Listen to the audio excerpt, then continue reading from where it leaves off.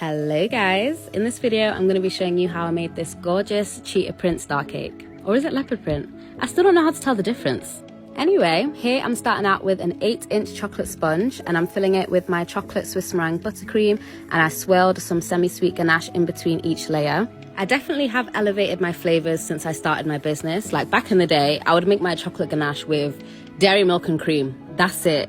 That's too sweet. Ever since I switched over to dark chocolate and milk chocolate mixed together, I just feel like the cake tastes better, it's richer, it's more deluxe, and it's more KutiwaCakes, so clock it.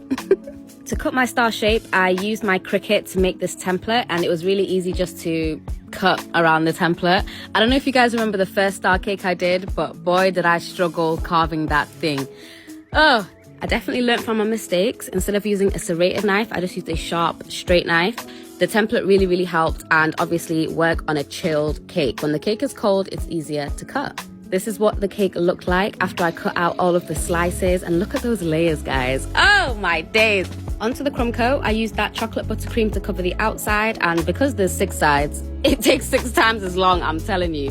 But I made sure to curve out the edges just to make it easier for me when I'm smoothing it out, rather than trying to get it like a perfect pointy star, do you know what I mean? But this is the hard part. Once you get over this hurdle, the rest of the cake is really simple. Also, if you're not just following me for the cakes, you like my personality, you like my vibe, you should definitely go ahead and follow my personal page. I will tag it in the caption. Listen, we're having a ball over there. That's my private story. So yeah, go give it a follow if you want some vibes. Anyway, back to the cake. Here I'm just covering the top in black buttercream. I made the black buttercream using Sugar Flare, Black Extra and an immersion blender. And I just covered the top because the rest is covered in edible images, as you know. This cake was actually for one of my friends who I went to uni with, Jamelia. If you know her, she is a star girl. So obviously she had to have a star cake, and her birthday theme was leopard print.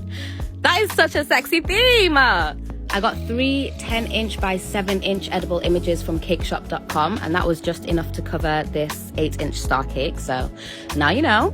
I left those to the side to harden a little bit so they were easier to handle, and in the meantime I used midnight black glitter to cover the top, and I sprayed a lot. This glitter is super pigmented, so I do recommend covering the board in a bit of cling film just so you're not spending 20 minutes wiping the board with some paper towel like I did. But anyway, once that was nice and clean, I just wet the sides of my cake with some water so that the fondant had something to stick to. Because I let my fondant rest for a bit, they were really easy to handle, and I just molded it around the cake. I know the black is coming up a little bit blue, but you've got to remember, this is edible ink, not printer ink, so darker colors do come up a little bit different, but in natural light, it was fine. It was pretty black. But anyway, I just trimmed off the excess with a knife with some scissors, and here's how that was looking. Super cute.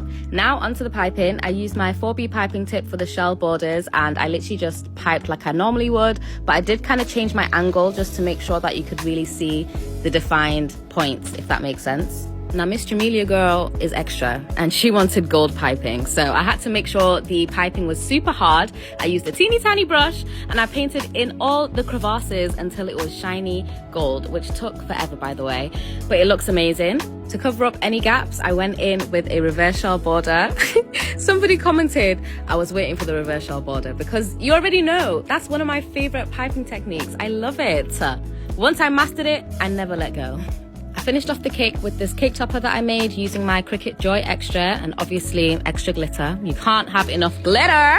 And here is how the cake turned out. This cake is the epitome of Jamelia. It's bold, it's gorgeous, it's juicy, and it's chocolatey. She did send me some videos of the cake at the restaurant. Oh, guys, it looks so good. It matched the theme perfectly. Look at her go. Go Jamelia. Go Jamelia. As always, let me know what you guys think, and I'll see you in the next one. Bye, cuties.